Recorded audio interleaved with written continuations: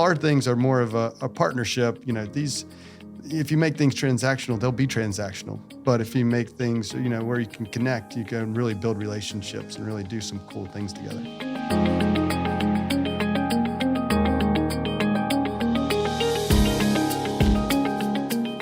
Welcome to the Earfluence Podcast, where businesses and brands can amplify their expertise. I'm Jason Gillikin, CEO of Earfluence, and with me today is Dustin Prescott. He is the Director of Business Development at Aldridge Electric. Welcome, Dustin.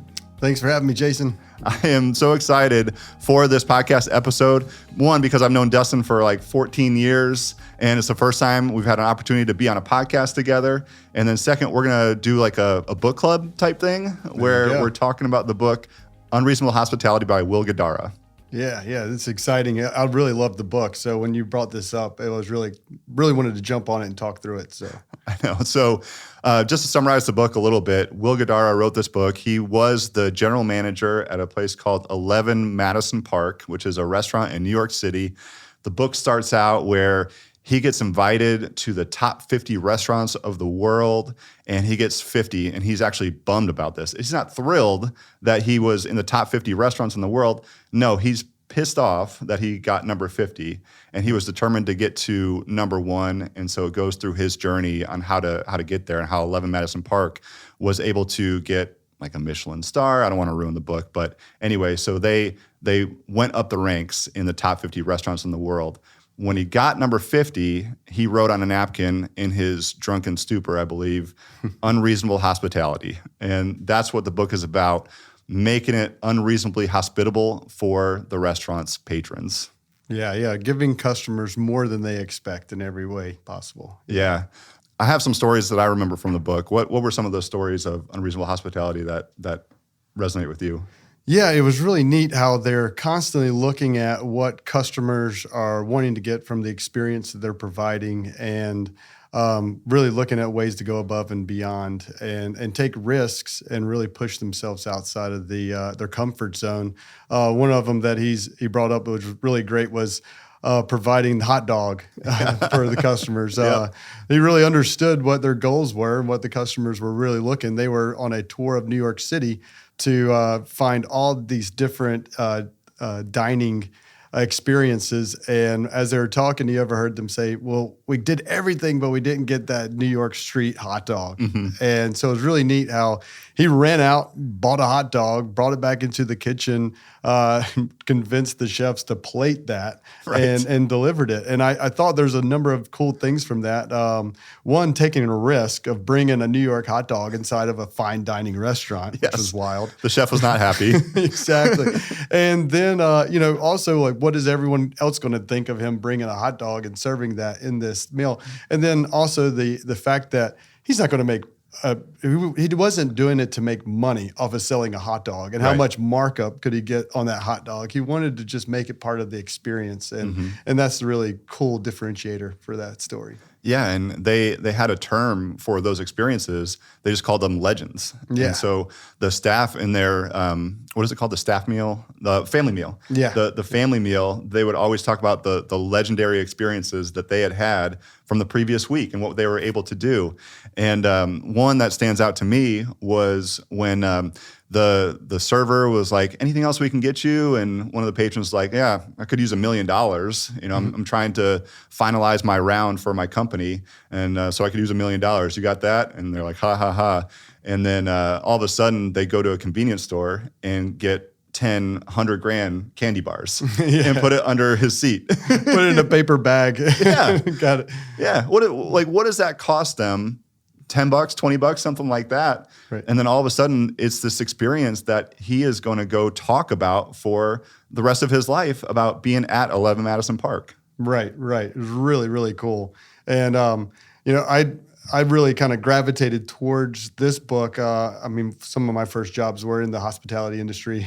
My sister was a waitress, and she needed a busboy. So at 14, she pulls me in there as her busboy at a little country diner, and that's where I really got to first see the cool experience servers have to make people feel really special. She was an artist at that work, and so it kind of always gravitated towards looking at how hospitality can be run, and then how it can be really pushed over to other industries as well. So. Yeah, that's the thing. Like, I was wondering as I'm reading this book, I'm like, I'm not in the restaurant industry. I do podcasting, I do marketing. Can this be applied to other industries?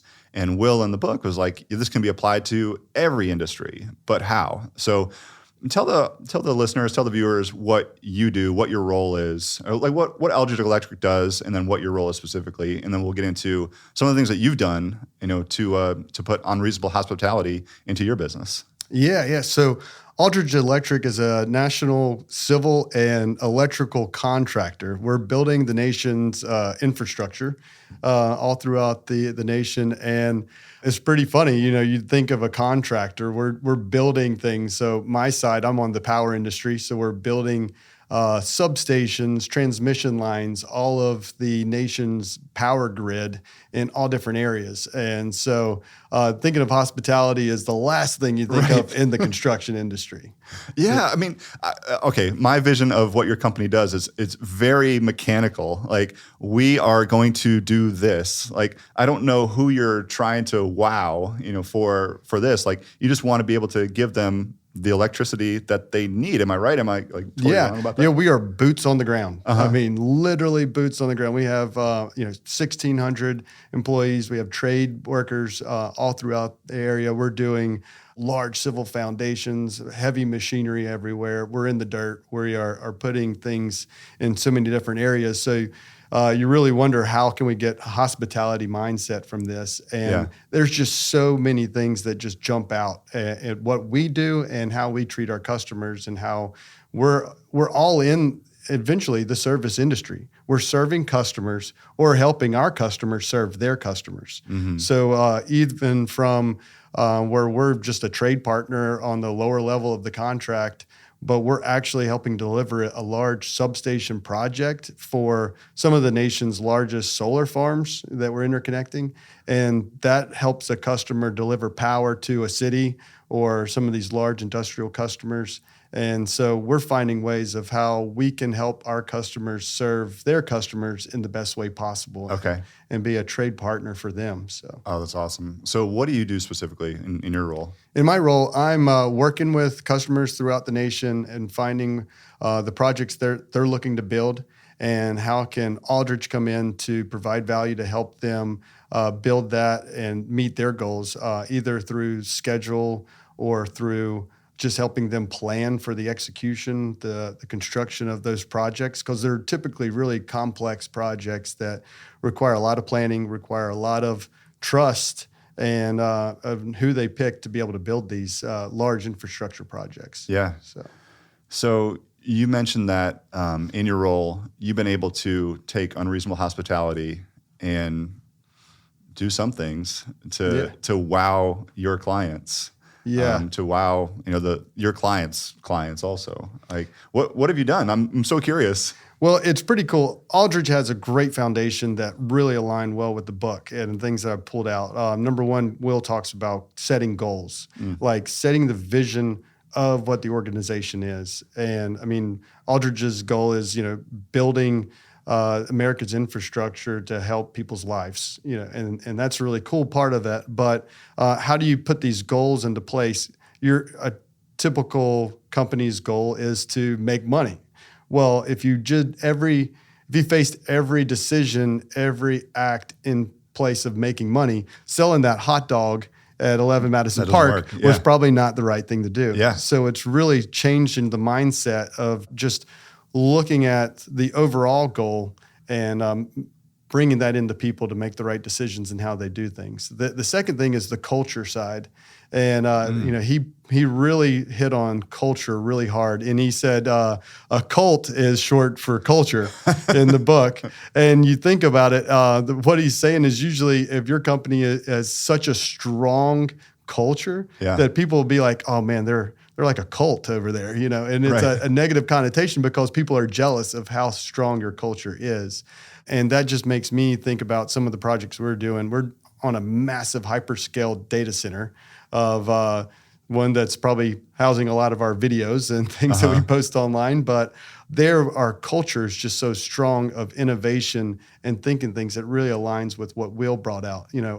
So how do you cultivate that? Like, how do you, and has anything changed since you've read the book that you're like, oh, we could be doing this differently for our culture? Yeah, well, it's really helping empower the employees and our leadership team to empower employees from all different aspects of the group. We have 150 trade workers on site. So how do you bring that down to all these different people that are just boots on the ground? Yep. Well, once you start harnessing these success stories, these legends, as Will put in the book, and people start talking about those, it gets infectious in an environment, in a work environment. So people are looking at different ways of finding innovation in the work that they're doing, and then you're rewarding that publicly and really building people up on that. And then the next person says, well, I got an idea. I want to try this out. And that builds up. And the next thing you know, you walk on a construction site and everyone's spirits are just super excited. They're ready to go to work. They're ready to find new ways of doing things. And then that makes you more, it makes you more efficient, effective. You're solving the customer's needs in a better way. And at the end of the day, you're increasing your profitability through that. Yeah. Without focusing on the profitability. It's really that is awesome. Yeah, I need to think about that too. Like, not so much the culture at Earfluence, but how do I empower the team to go next level and create legendary experiences for our clients? Right. And that's not really something that we've done so far. It would be more like the producer saying, hey, can I do this? Hey, can I do that for our clients? But I haven't really train them how to look for that type of stuff just yet. And so after reading this book, like, I need to have a conversation with them on like, how can we create experiences for our clients that they're like, oh my gosh, Earfluence has gone way above and beyond. And that's part of building that culture that you're talking about. Right. It is getting your employees and people in tuned to listen to the customer, to slow down. Yeah. Not just sit there executing the work with your head down, but lifting your head up and talking to the customers when they're around and really understanding what do they need. One cool story that we recently had was we were wrapping down a project. We were going to leave. There was nothing else left for us to really do there, but there was a community outreach program, and they really wanted to educate younger people that are interested in the trades and interested in things to get out and see the work that was able to be done.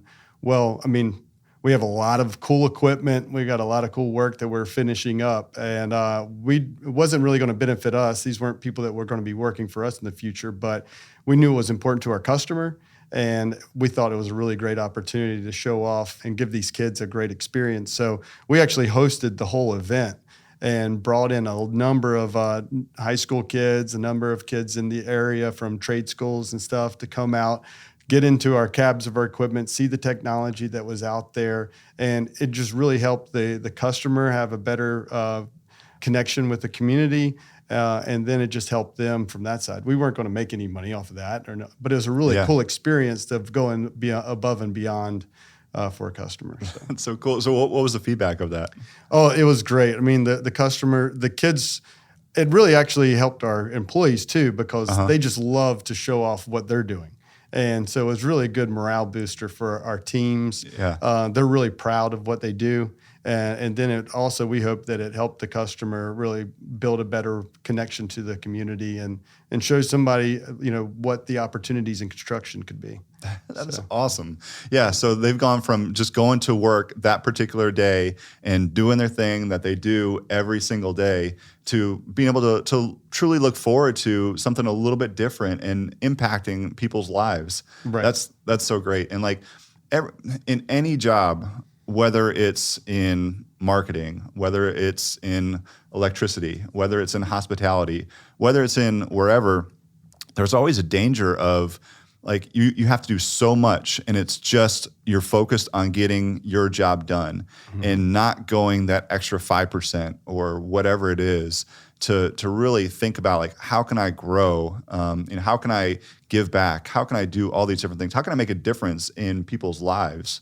Right. And so that's something that Unreasonable Hospitality has really taught me also is like, sometimes we've got to slow down to speed up. I think that was one of the quotes that he had in that book too. Right. Yeah. I mean, in a restaurant, you're as a server, your primary role is to serve the food, take the order, serve the food, and you're busy. Execute you're that. so busy. Yeah, you're running. I mean, it's an exciting place to work in Yeah. and stuff, but really, people can get food anywhere. Right. I mean, so they're coming to you for an experience, and so you have to slow down and connect and understand what the customer's really looking at. Maybe someone's there just to have an experience with fun friends and stuff, or maybe someone's there at a business dinner or something, and they want to be so focused on that conversation. So you as a server have to change based on that customer's needs so that they never have to be looking for you to like get more water or get new drinks or get things, so they can stay focused on their conversation and engulfed in that conversation. So it's kind of neat to stop and understand your customers and what their needs are. For sure. One of the stories in the book, and this was basic stuff for them, but it was making sure that their patrons' parking was taken care of. In New York City, obviously it's tough to find parking. And so some people would come in stressed out about the meter and like they've only got it for 2 hours. So they would always ask them, where did you park? And they want them to have like a 3-4 hour meal here. So they don't want them rushing and getting out. So they just would go feed the meter whenever it needs to be fed. And it just makes it so much more relaxing. Well, so after I had read the book, or while I was reading the book, Preeti Was came in to record. She's a James Beard nominated chef. She's on an episode of Podcast Raleigh, which I think will come out just before this one comes out. Anyway, so she comes in and she's like, "Oh, I'm so sorry I'm late. I couldn't find parking, and the meter wasn't working and everything." And I was like, "Wait a minute, ding." Oh man, yeah. Wait a minute, I've heard this before. I know what to do now. You know what? I've got a parking app here. What zone it? Show me where you parked. I can figure out what zone it is. Tell me your license plate, and I'll go ahead and pay the $2.50. For that parking spot, so she can be more relaxed. In this in this podcast recording. Right. Yeah. Oh, that's a cool thing. Yeah, and you guys were really prepared. But for me coming in here, I was like, where do I go? And you had it all laid out for me, so it's nice. Yeah, we really need to. So what we need to do is next level is just say, don't even worry about parking. Just tell us where exactly you parked. You'll see the signs for the number, and we'll go ahead and take care of it in the app. Oh, and you just assume that it's all validated, and we don't even pay for anything. But it's worth the $2.50 or whatever it is for the 2 hours. Right. So that you don't have to think about that stuff. Yeah, Jason, you hit on a cool part of the book too, and it's anticipating needs. Yeah. You never make your customer or someone ask you for something that they're going to need. Yeah. And it might even not know that they need it. But if you know it, go ahead and address the situation before. If someone orders French fries, they're going to probably want ketchup. That's true. So go ahead and have that here, anticipate those needs. And so that's a lot of things that we talk about with our groups, is like trying to understand and be out ahead of the customer's needs before they need it. Yeah. Never try to take a win on solving a problem that shouldn't have been a problem or something. Just solve it before it ever becomes one. And then that's part of the magic that Will was talking about in the book. He kept bringing, we like to make magic and really focus on that. But there's ways that, he's at a 5-star restaurant. I mean, a beautiful, cool restaurant where they have all these things, but we can make magic every day in what we do as well. Yeah. I mean, just wowing the customer in ways that are so discreet and easy. And they might later find out that it was a problem. They might not ever find it. But don't take a win, just to take the win for the kudos or the glory. That's exactly right. Yeah, and I think about for our clients, let's say, so Will had a 95-5 rule. Like, you are very precise about the 95% of your budget, right? Like, you need those need to be things where you know exactly how much you're spending for this particular thing. You need to be not cheap, but like you need to know exactly where everything is going. And then 5% is kind of fun and creating legendary experiences. So as I think about that from a marketing perspective, like how can we make it so that 95% of what we're doing is very meticulous. Like this particular part of the budget is going to video. This particular part of the budget is going to audio editing. This particular part of the budget is going to advertising or whatever it is. And then how can we create those experiences that with that 5% of the budget to just make the clients think like, oh, I didn't pay for this at all. Like this is something that they're going above and beyond. Right. And there's a couple things that we've started doing since reading this book. One is with a podcast, so we do podcast production, obviously. And with a podcast, a lot of times our guests will have been guests on other podcasts as well, like a lot of them. Right. And so one super easy thing that we do, but they absolutely love it, is we'll create a Spotify playlist for them of all the podcasts that they've been on. Oh, that's cool. Yeah. And so they look at it and they're like, oh my gosh, this is amazing. Well, that podcast playlist can go into their website, into a blog post, into their signature on their email, like check out all the podcasts that I've been on. Oh, wow. And so it's something where they're like, this is amazing. And it took us, 5-10 minutes to look up all the podcasts that they've been on and create a playlist from that. And that's going above and beyond. Now, one tricky thing from a marketing perspective on that is it's created by Earfluence Media. And so it says on there, John Smith's podcast or John Smith guest episodes, but also it says at Earfluence Media. And so it's like subtle branding for us as well. Yep. But at the same time, the guests just absolutely love it. Yeah, that's a really cool extra to be able to provide that they would never think about themselves. Yeah. One thing I'd like to try to get the guys focused on, or our teams focused on our customer, just in a more personal note too.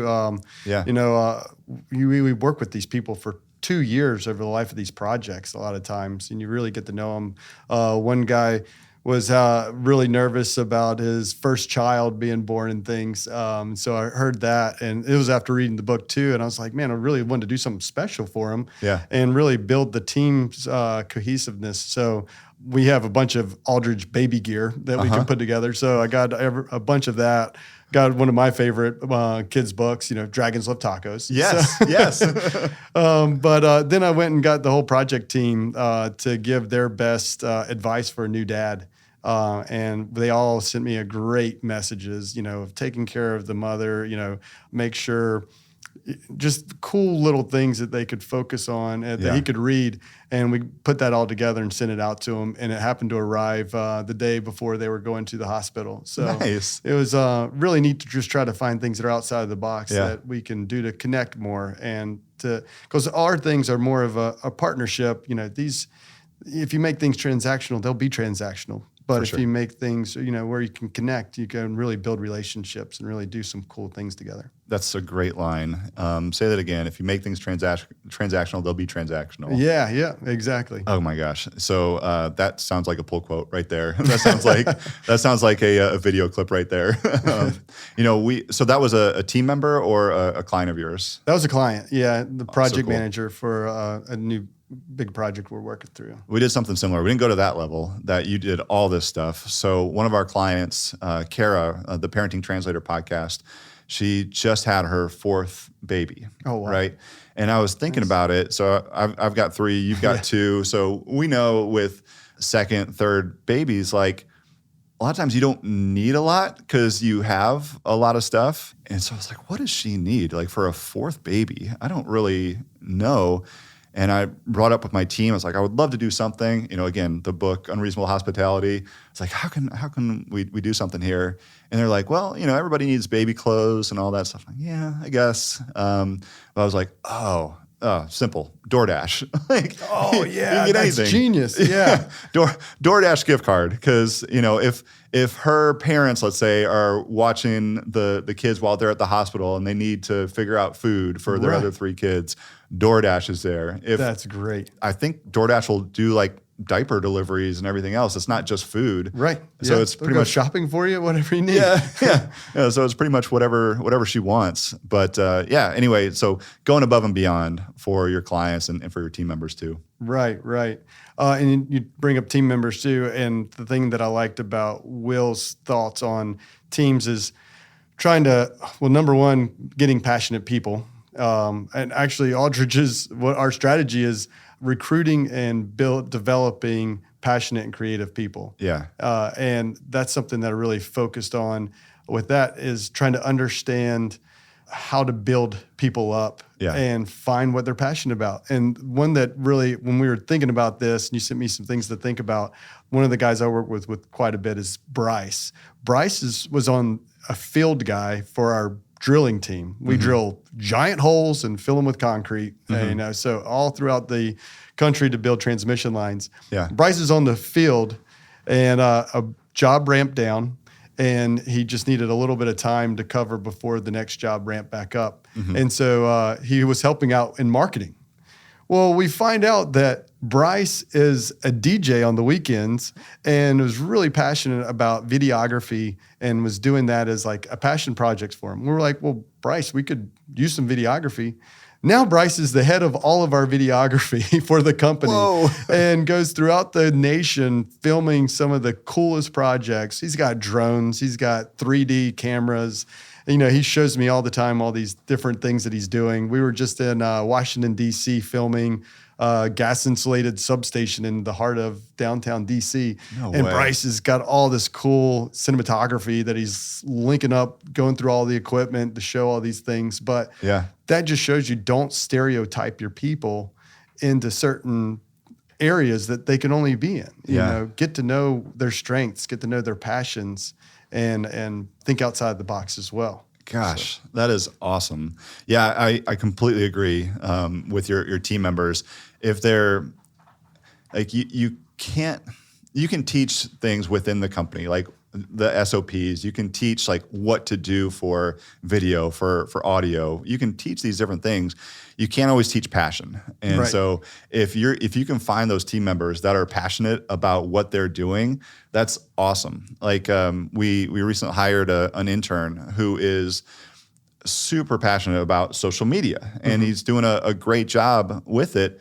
Doesn't know a lot about business in general, but like that's the type of stuff that we can teach him, right? Your Full House shots were great. I love that. Good. It's so good. Yeah, man, that is a great example. Shout out to Bryce. Good job, Bryce. Yeah, definitely. It's also cool how the industry and the people in our industry have embraced technology as well. Yeah. I mean, I'm surrounded by technology right now in your studio. It's pretty awesome. But you don't think about having technology in the construction side. But one thing we've done quite a bit is our prefab side of things. So we're taking a lot of construction off the site, putting in prefab so that it's in a climate controlled, safe environment for our people. Well, the cool thing, I'm walking through the prefab facility and you think our welders are just out there with a welding helmet on, just welding all day.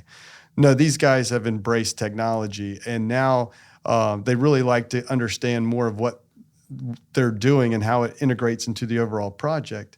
And so our guys were showing them 3D models of this is where it goes. And they're like, man, that would be awesome to have in our areas. And next thing I know, I'm going out in the prefab shop. Our welder is welding. He flips up his mask, goes over to a rolling computer center, and he has a 32-inch screen of the entire BIM model of this facility. And he's flying through it, pulling dimensions, doing everything on the actual 3D model of the system. And then he figures out his dimensions that he needed, puts his helmet back on, gets back to welding. And so it's just a mind-blowing experience to see. That's not something that you expect. Right, exactly. So wow. I think what it is in supporting your employees to do their job the best of their ability and to really do things, and that improves the quality and the solutions and the product that you're providing your customers in the end. Yeah. And how many are on, you said you have 150 typically on the ground on your team? That's a pretty big project for 150 people out there on a single project. Usually there's like 20 on a project. Yeah. So. Yeah, but taking care of 20 people, it's a lot of people. Right. Yeah. And so if you can put them in a position to be passionate about what they're doing and teach them different things and have access to that technology and amazing delight, not just your clients, but your team members also. So it's huge. Infectious. It just grows when you're on a site and people are excited about what they're doing. It's pretty fun. That's great. one other thing we've been doing for our clients, we actually just started this, is just small gifts, like really, really small gifts. But that gifting in the beginning is something that will stand out. So like a lot of our clients have written books or are selling little things, right? Not little things. That's the wrong way to phrase it. But they're selling things that aren't super expensive. Mm-hmm. So like Donald Thompson wrote a book called Underestimated, which is up here. Let's see, Jackie Ferguson, the host of Diversity Beyond the Checkbox, she wrote a book called The Inclusive Language Handbook. Dr. Paul Zeitz wrote a book. And then Jamie Davis, who's a lawyer, Will Humphrey's sister, by the way. Oh, wow. Yeah. Nice. Jamie Davis wrote a book called A Year and a Day, A Divorce Without Destruction. And then Raleigh Magazine is a client of ours. And we've got a merch shop for Earfluence merch. So all these things together, we can say to any new client that comes on board, hey, we support our clients just like we're going to support you. So what we want to do here is choose something from this shop. Choose something from one of our clients, and we'll make sure that's our gift to you. Whether it's a subscription to Raleigh Magazine, whether it's this book, whether it's Earfluence merch, whether it's whatever. We want to support our clients just as we'll support you. Oh, that's great. So here's a gift. Here's our gift to you for signing up. So something like that, and right. It's probably a less than $20 thing, but it just goes to show them, oh wow, this company is taking care of their clients, and I get a little gift from there. Yeah, well, you're showing the partnership. Yeah. I mean, all of this and the way things work is through partnerships and really helping everyone together. I mean, we're all in this together. And so finding ways where we can all be successful, the win-win-win type of things. The Michael Scott win-win-win. Yeah. That's great. All right. So let's talk about one other industry. You travel a lot. Yep. So you're going to Illinois next week, I believe. Yep. You are traveling, I don't know, probably 20 times a year or something like that. Probably more than that, but anyway. So in your travels, whether it's at airports, whether it's hotels, you're in the hospitality industry a lot. Right. What has been unreasonably hospitable in your travels? Yeah, it's really interesting, especially through the pandemic. I actually had to travel some during that too. And so I got to see a lot of the changes that have happened in the hospitality industry and how I think people got stressed with not being able to find enough people. And now they're really staffing back up. So you can see how that service and hospitality is really coming back strong. I was pretty concerned for a little while, but now it's just really neat how people are really leaning in on hospitality again. Luckily, I mean, I'm kind of a head down traveler. So I just try to get where I'm going as quick and efficient as possible and get out and don't expect too much. But one cool story was I got to rent a car. I flew into St. Louis and I needed to go to a renewable site in the middle of nowhere, Illinois, Southern Illinois. So it was 2 hours from St. Louis, and I get to the rental car company and it is just slammed with people and there are no cars anywhere. Mm. And so I'm like, I don't think I'm going to get a car here. So I was like, man, I wonder if I could Uber. So I called an Uber, and a guy picks me up there and looks at my route. And he goes, guess we're going to get to know each other pretty well here. So I took a 2-hour Uber ride to the middle of farm fields in Illinois. Oh. And this guy was so great, Charles. We got to know each other well, but he was just over and beyond hospitable to me. Luckily I didn't have to drive anymore. He made sure I was as comfortable as possible so that I could actually sit in the back of the car and work the whole way to this project site in the middle of nowhere. I had my calls. He offered his hotspot to me if I needed it, made sure we stopped and got coffee together on the way. But I really got to know Charles well, and he was really cool. But he was a little apprehensive at first, knowing that we're going to the middle of nowhere, but he went out above and beyond. I got to my meeting right on time, and it was really great. But that was probably one that sticks out in my mind the most. Love that. Do you do the Amex lounges or anything like that at the airports? No. I try to be on by the skin of my teeth everywhere I go, so I don't spend extra time in an airport if possible. Gotcha. Okay. That makes sense. Well, cool. Well, Dustin, this has been awesome. Anything that we missed that you wanted to go over? Well,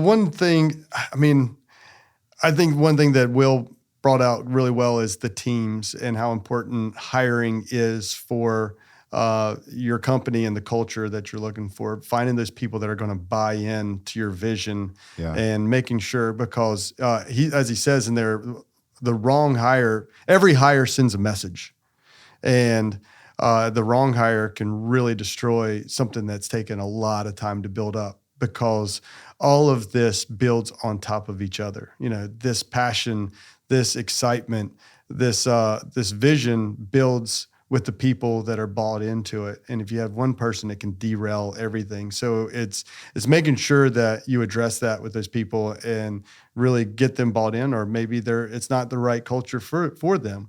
And so I just think that's really important, because I've seen it with the people we've hired recently. I've stated my vision for what we want in business development and how we treat our customers. And once you bring that person in that gets it and just builds in, it just invigorates everything. And it's just, it just grows throughout the organization. It's really, really fun to see that permeate through an organization. So. Yeah, definitely. So I've heard hire slow, fire fast. Mm-hmm. I think in the book, he says hire fast, fire faster, or something like that. Yeah. Something like that. What's been your strategy in finding the right people? Are you taking your time with it? Are you getting rid of people quickly? Like, how are you doing that? I'm pretty meticulous about things. We are representing a brand.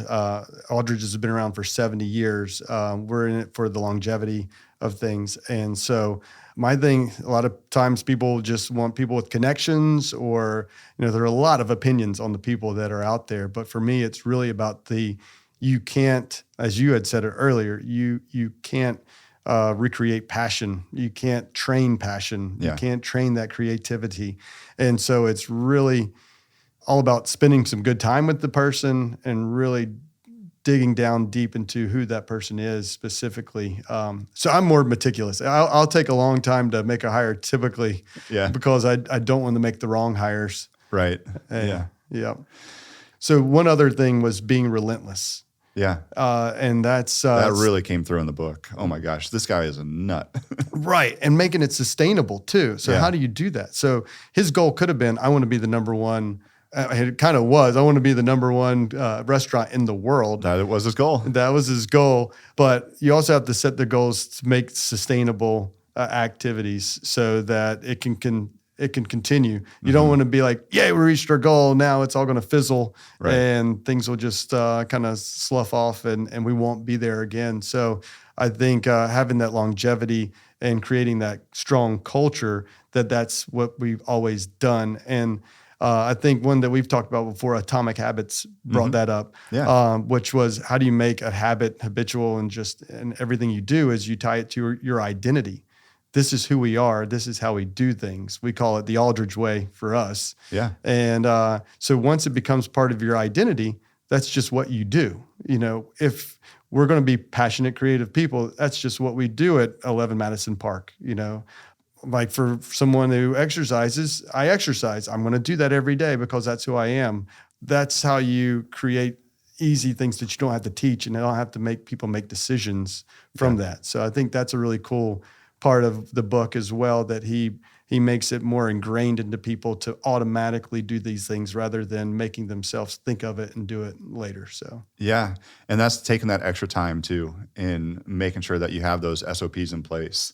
Making sure that you have those meetings with the team so they know what your vision is and they know what's important to the company to grow and to get to the number one restaurant in the world, or to get to the number one electric company in the world, or the B2B podcasting company in the world, right? Like, what is that vision, and how do we get there? What are the values that we espouse? So yeah, that's super important. I appreciate you bringing that up. Empowering your people to make the decisions on their own. They don't have to go to you for clarity and things. They can just do it. and it's done. Yeah. I mean, and as you grow, like there's no way that you can be part of every decision. Right. For me as a leader, that's been very weird in not knowing everything that's going on in the company, right? Yeah, especially you grew it from birth in this company. Yeah. Yeah, exactly. And I'll have to be like, hey, what's going on with this? And like, oh, that sounds amazing. Thanks for updating me. That's great. Yeah. Anyway, well, Dustin, this has been awesome. How can our viewers, how can our listeners connect with you? And if they're like, Aldridge is a company that I want to work with. I want to work with Dustin. How can they connect with you in Aldridge? Yeah, definitely look me up on LinkedIn, Dustin Prescott, and check us out at aldridgegroup.com and see a lot of cool videos from Bryce of all the work we're doing throughout the nation. And it's just a really exciting time in our industry and just where things are going and the mentality that people are looking at projects with. So really cool. I really appreciate you having me on here, Jason. This is fun. It's so much fun. And everybody listening, watching, go get the book, Unreasonable Hospitality by Will Guidara. And it's a fantastic read. It's on Audible. I listen on Audible. This is Dustin's actual book. He's I'm old school reader. But everybody, thank you for listening. Thank you for watching the Earfluence podcast. If you are looking for full service video or audio podcast production, contact Earfluence, earfluence.com, or follow along on social where we're at Earfluence Media. I'm Jason Gillikin, CEO of Earfluence, and we'll see you next time on the Earfluence podcast.